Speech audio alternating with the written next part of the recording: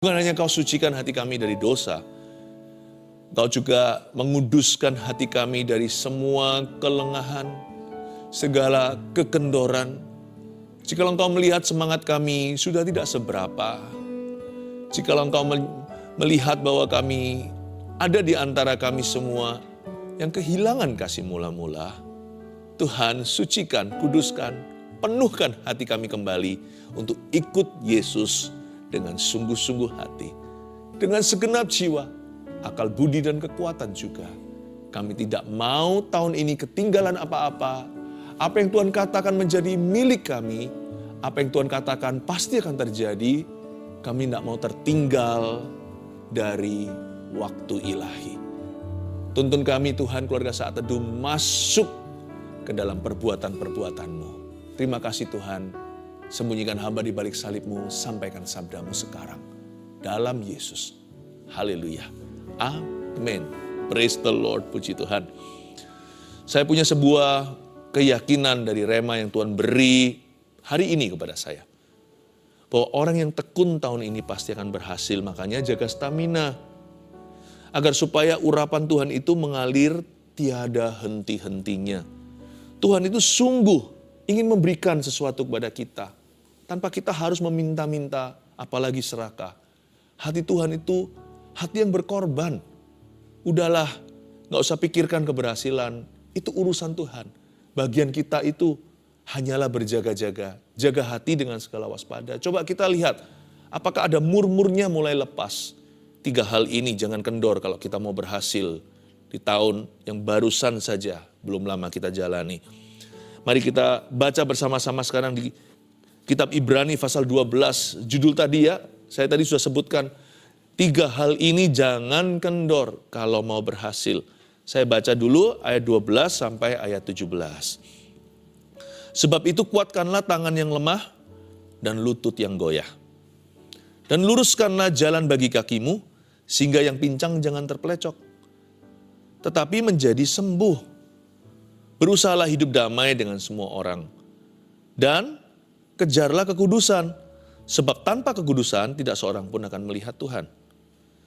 Jagalah supaya jangan ada seorang pun menjauhkan diri dari kasih karunia Allah, agar jangan tumbuh akar yang pahit, yang menimbulkan kerusuhan dan yang mencemarkan banyak orang. Janganlah ada orang yang menjadi cabul atau yang mempunyai nafsu yang rendah seperti Esau, yang menjual hak kesulungnya untuk sepiring makanan. Sebab kamu tahu bahwa kemudian ketika ia hendak menerima berkat itu, ia ditolak. Sebab ia tidak beroleh kesempatan untuk memperbaiki kesalahannya, sekalipun ia mencarinya dengan mencucurkan air mata. Jangan lagi lemah. Maksud saya, jangan terus-menerus dalam kelemahan. Jadilah dirimu kuat dalam kasih karunia. Kuatkan dirimu dalam kekuatan Allah. Kenakanlah seluruh perlengkapan senjata Allah. Perlengkapan senjata Tuhan itu tidak kelihatan. Itu dalam bentuk kerohanian yang teguh. Itu dalam wujud hubungan yang tak putus dengan Yesus. Orang tekun akan mendapatkan yang Tuhan janjikan. Meskipun ketika diberikan janji Tuhan digenapi karena kasih karunia, bukan karena kita layak menerimanya atau effort, atau karena hasil usaha kita. Tapi Tuhan itu mengatakan, mengajarkan dalam firman-Nya bahwa orang beriman harus tekun juga. Jangan sampai kita hanya beriman sementara. Tekun itu berjalan terus ke depan. Sampai kita memperoleh yang dijanjikan. Orang yang tekun itu orang yang tetap. Orang yang tekun itu tidak goyah. Nah sekarang kita lihat apa saja dalam diri kita, hidup kita yang harus dijaga. Kalau itu kendor, nanti kita lengah. Ayat 12 berkata, sebab itu kuatkanlah tangan yang lemah. Nomor 1 itu tadi, tangan yang lemah itu. Lalu lutut yang goyah. Dan luruskanlah jalan bagi kakimu. Sehingga yang pincang jangan terpelecok, tetapi menjadi sembuh. Tangan yang lemah di sini itu bicara tentang kerajinan kita. Ayat firman ini mengajarkan dan mengingatkan kalau kita harus menguatkan tangan kita yang mulai jenuh. Kerajinan kita jangan kendor. Karena firman Tuhan berkata begini, Tangan rajin menjadikan kaya. Ini bukan bicara semata-mata kekayaan materi. Ini bicara tentang kehidupan yang dipenuhkan. Aku datang supaya kamu memperoleh hidup, kata Yesus. Yaitu hidup dalam kelimpahannya. Ini bukan bicara tentang, sekali lagi, harta dunia. Ini bicara tentang hidup itu gemuk dengan rencana Allah. Protein semua. Nggak banyak yang terbuang. Hidup kita itu janganlah diisi dengan keisengan.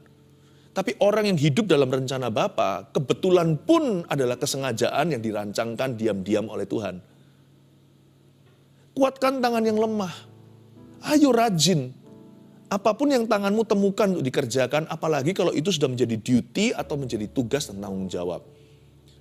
Kalau kita dipanggil di area tertentu atau di bidang tertentu, rajinlah sekalipun belum menuai hasilnya. Misalkan kita mengeluh dalam hati, pohon ara kok tidak berbuah. Pohon anggur kok tidak ada, pohon ara kok tidak berbunga, pohon anggur kok tidak ada buahnya. Tetap rajin aja, karena rajin itu yang betul, malas itu yang salah. Jangan jadi orang yang malas dan suka beralasan atau making excuses. Sebab orang yang kayak begini sudah gak jalan sama Tuhan. Kalaupun dia punya sesuatu dalam kelimpahan, cepat lambat akan habis di tangan. Sebab tangan rajinlah yang diberkati Tuhan, bukan tangan yang malas. Kuatkan tangan yang lemah. Ayo giat. Kalau kita memberitakan Injil gak dapat satu jiwa, gak apa-apa. Injil itu kan kekuatan Allah, nanti semua ada waktunya. Kalau kita mengasihi, bertepuk sebelah tangan, kasih aja terus, ampuni 7 kali 70 kali. Karena itu yang betul, itu firman Allah. Jangan izinkan kendor. Jangan result oriented atau terlalu cepat menilai hasil akhirnya. Kalau kita lagi olahraga itu jangan keburu-buru mau lihat papan skor melulu, nanti terus dibalap sama musuh. Ya, put your head in the game. Fokus, saudara-saudaraku, keluarga Saat Teduh. Kuatkan tangan yang lemah. Tapi bukan hanya kerajinan itu kan bicara tentang aktivitas kita. Tapi lututnya juga jangan goyah. Lutut yang goyah di sini bukanlah cedera karena olahraga. Lutut yang goyah ini bicara tentang kerohanian. Ini ayat-ayat kiasan. Kakimu, tanganmu jangan lemah, lututmu jangan goyah. Lutut yang goyah, lutut itu sinonim sekali sama dengan berdoa atau bersujud di hadapan Allah. Doa juga jangan kendor. Sekalipun tidak kunjung melihat jawaban. Sampai sekarang Tuhan belum berfirman. Terus berdoa. Berdoa itu mesti tekun. Doa itu nggak tentu instan, hasil maupun jawaban. Kalau kita berdoa disuruh Tuhan minta, kadang-kadang minta sekali dikasih. Kadang-kadang kalau minta pun belum dikasih, kita harus berani jalan di mil kedua dengan Tuhan, bukan hanya sampai memintanya, tapi mencarinya bersama dengan Tuhan. Carilah kau akan mendapat. Kalau cari juga belum dapat, kadang-kadang kita perlu usaha lebih lagi, selangkah 2 langkah lebih lagi, yaitu mengetuk pintu. Menggedor pintu itu nggak sekali dan bukan sekali-kali. Kalau kita tahu di dalamnya ada orang dan ada janji Tuhan menunggu, gedorlah pintu, ketuklah sampai dibukakan, sebab barang siapa mengetuk pintu, pintu akan dibukakan baginya. Lutut itu jangan goyah, doa itu jangan sebentar saja. Doa itu nggak jodoh sama yang namanya sementara. Doa itu harus tidak jenuh-jenuh, tidak putus-putus, unceasingly dalam bahasa Inggrisnya. Berdoalah tanpa putus. Jangan sampai kakimu itu, lututmu goyah dan luruskanlah jalan bagi kakimu. Sehingga yang pincang jangan terpelecok tetapi menjadi sembuh. Wah, bagus sekali ini. Jalannya disuruh luruskan bagi kaki. Ya, jangan sampai kakinya salah jalan ke kiri kanan. Banyak orang kalau tidak melihat mujizat dan berkat, lalu dia biasanya gampang sekali untuk habis nafas. Nafas kita, nafas orang Kristen, anak Tuhan itu doa dan firman, bukan mujizat dan berkat. Sekalipun jalan kita belum melihat titik terang, tetap harus jalan lurus, jangan ke kiri kanan. Mendingan saya di jalan setapak kaki itu, setapak langkah, jalan yang sempit sekali di gang tapi terang. Daripada saya eksplorasi masuk ke kanan kiri, lalu di sana ada serigala bersembunyi. Kelihatan gelap, nggak ada apa-apa, tapi binatang buas semua. Jalan yang betul adalah yang dituntun oleh pelita. Firman adalah pelita bagi kaki, terang bagi jalan. Mendingan jalanku sempit, mendingan jalanku susah. Tapi kalau saya jalan sama Yesus dalam suka dan duka, jalanku pelan, lamban, namun pasti. Saya tahu jelas ini menuju ke tujuan yang Tuhan inginkan. Bukan kehendakku yang jadi, tapi kehendakmu. Kalau kehendakmu kadang-kadang sulit diikuti, lebih baik aku mengikuti kehendakmu daripada kehendakku sendiri. Kehendak saya sendiri serasa longgar, tapi saya nggak tahu ujungnya apa. Tapi kalau kehendak Yesus itu selalu baik. Ku tahu rencanamu indah bagiku. Rencanamu dan rancanganmu lebih tinggi dan jalanmu lebih tinggi dari jalan-jalanku. Setinggi langit dari bumi, setinggi itu rencana Tuhan atas hidup saya. Jaga kekudusan. Jangan kompromi ketika kita itu terpepet. Ketika kita terhimpit. Jangan pakai alasan terpaksa. Aku terpaksa kompromi ya Tuhan. Karena teman-teman memaksaku. Atau karena tekanan rekan-rekan. Semua orang gitu, masa aku gini sendiri. Luruskan jalan bagi kakimu. Jangan terplecok. Jangan sampai nanti ketika Tuhan menjawab doa kita, kita lagi gak layak terima. Kita merasa diri berdosa. Kita jatuh dalam kesalahan. Loh, Tuhan tinggal kasih kadonya, kita sakit. Saat seharusnya kita tinggal menerima. Jangan sampai nanti kondisinya seperti itu. Waktu Tuhan membawa kita ke tanah Kanaan sudah dibuka. Kita harus dibinasakan karena dosa kita. Hati-hati ya, jangan salah jalan tahun ini. Jangan buat kendor. Artinya ayat ini, kalau tangan kita yang lemah kita jaga, lutut yang goyah kita jaga tidak kendor. Kaki kita juga dijaga jalannya. Yang terplecok pun dapat menjadi sembuh. Luar biasa ya. Artinya orang yang terkilir itu tidak perlu terapi. Orang yang kesleo nggak perlu diobati. Dari terplecok langsung menjadi sembuh. Kata menjadi sembuh itu miraculous. Dari orang yang terplecok, kesleo, terkilir, langsung sembuh. Kata jadi sembuh itu langsung sembuh instan. Untuk Tuhan memutarbalikkan keadaan kita itu semudah membalikkan telapak tangan. Ini saya bayangkan, jika roh hari ini kehidupan doa Anda amburadul. Misalnya, kerajinan Anda sudah kendor, sekarang jadi orang yang putus asa, jadi orang yang tidak termotivasi. Sebagai orang yang sudah kecewa. Lalu Anda dengar firman di saat teduh bersama. Dan firman ini mengajarkan Anda, ayo bangun kembali mezbahmu yang runtuh. Belum lagi kakinya salah jalan. Mungkin sudah ada dosa-dosa Anda sudah jatuh.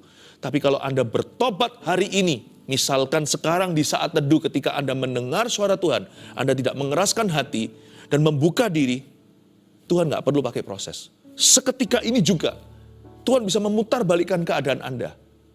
Mungkin situasi belum berubah instan, tapi hatimu berbalik 100%. Tuhan bisa memutarbalikkan 180 derajat. Dari orang yang murtad, tiba-tiba langsung dipakai Tuhan. Detik ini juga. Hidupmu akan langsung jadi kesaksian buat orang lain. Ini yang saya sebut from a backslidden stage to being used by God. Instantly. Dari orang yang salah jalan, orang yang jatuh, mezbah runtuh, kerajinannya kendor, udah give up, tiba-tiba dengar firman Tuhan langsung berkata, aku jawab ya. Tuhan bisa putar balikkan hatinya dari orang yang menjadi korban kehidupan berubah menjadi kesaksian. Lihat ya, Tuhan bisa sekarang melakukan satu mujizat. He will change you from the inside. Dia akan mengubahmu dari dalam dirimu. Ayat yang berikutnya berkata seperti ini.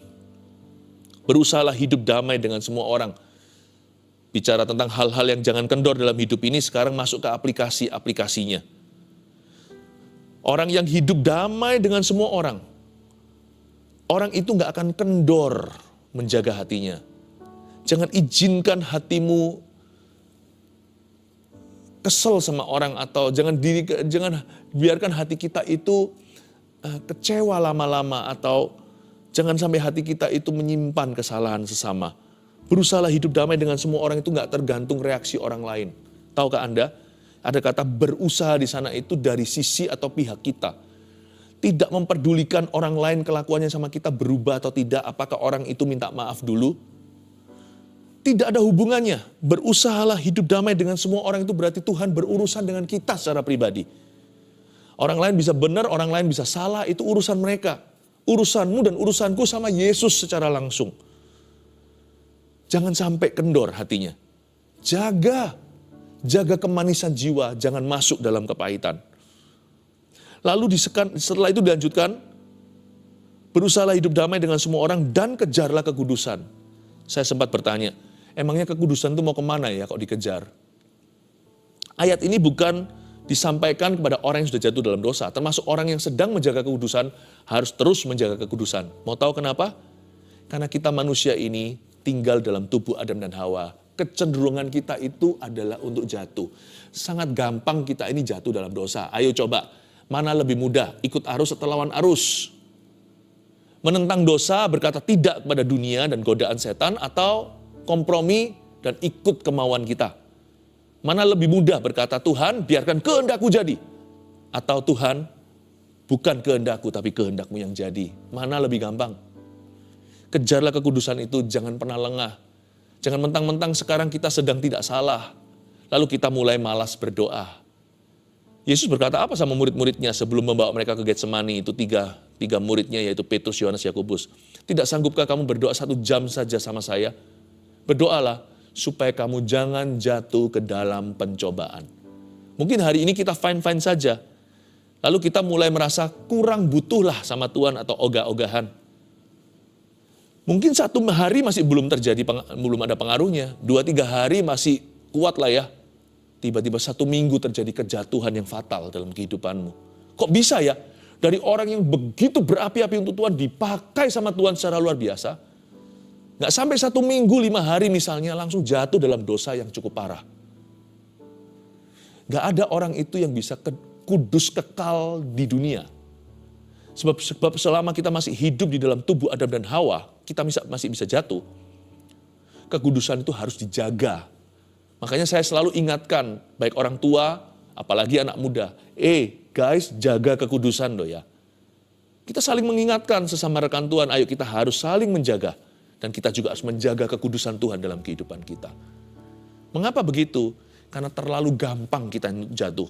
Kita ini sudah ada bibit bobot bebetnya Adam. Kita itu sudah ada bakat alam.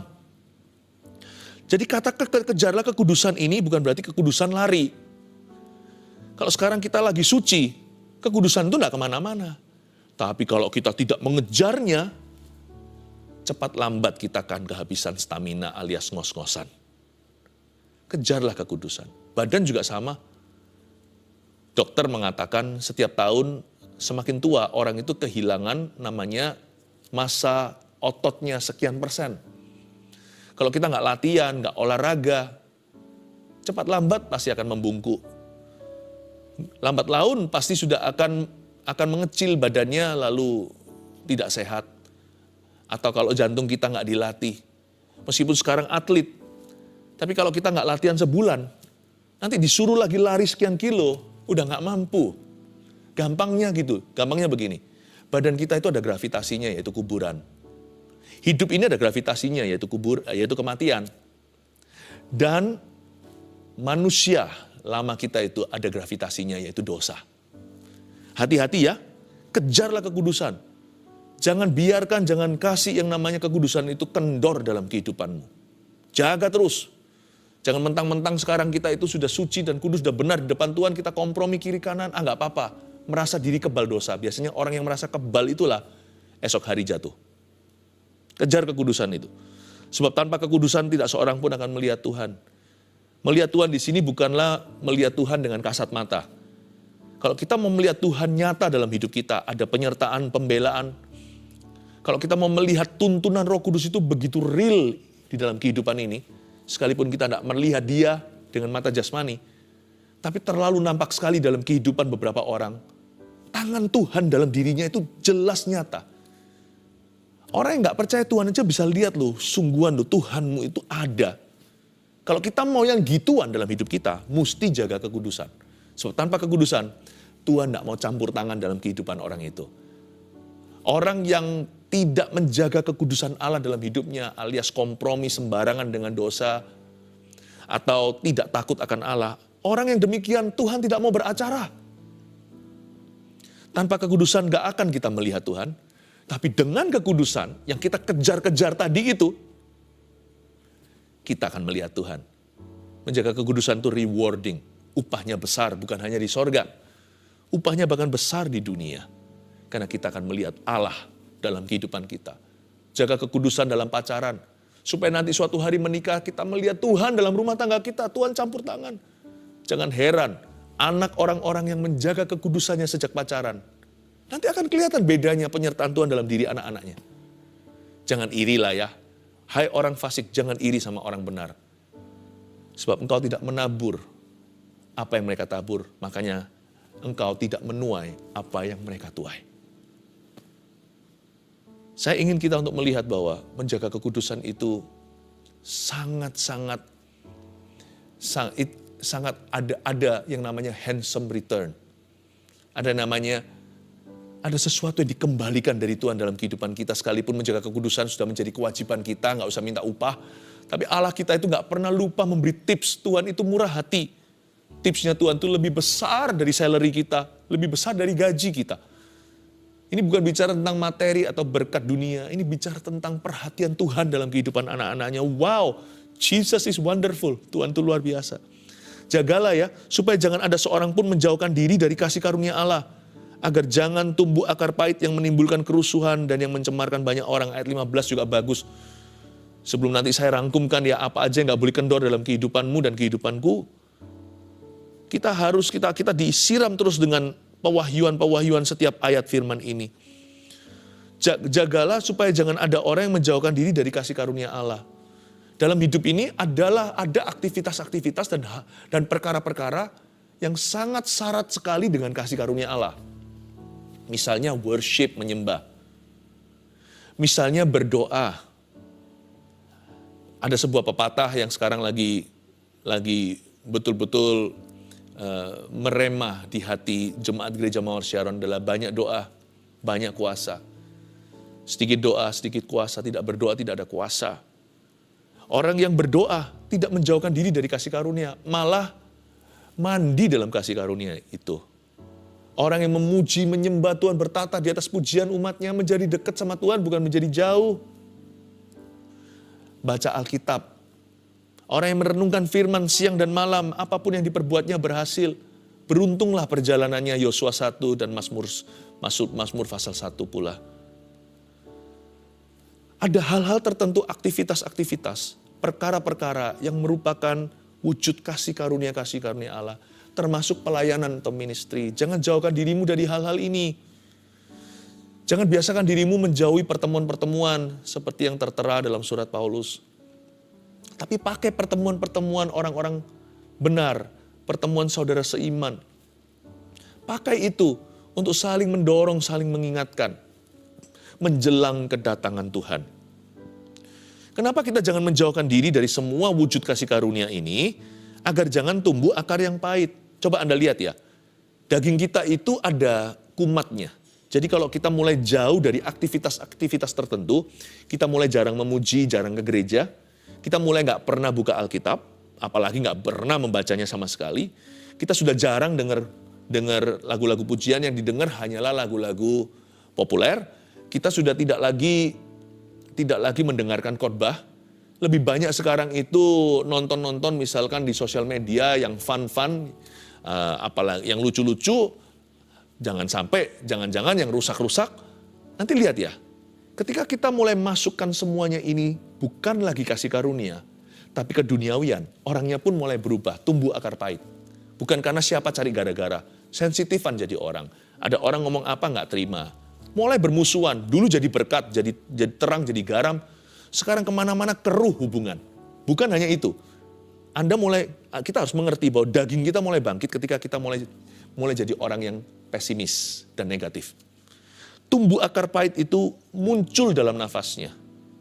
Ketika kita makan sesuatu, misalkan makanan itu pun kadang-kadang tercium ya dari bau badannya.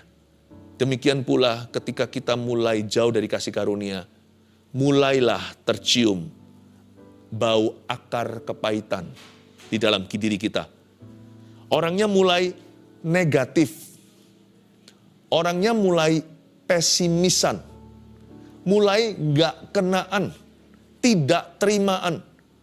Orangnya mulai sensitif. Bukan peka sama Tuhan, tapi mulai peka. Hanya perasaannya saja, bukan perasaan orang lain. Kalau Anda melihat tanda-tanda yang saya sebutkan barusan, ketahuilah bahwa mulai ada asam urat rohaninya.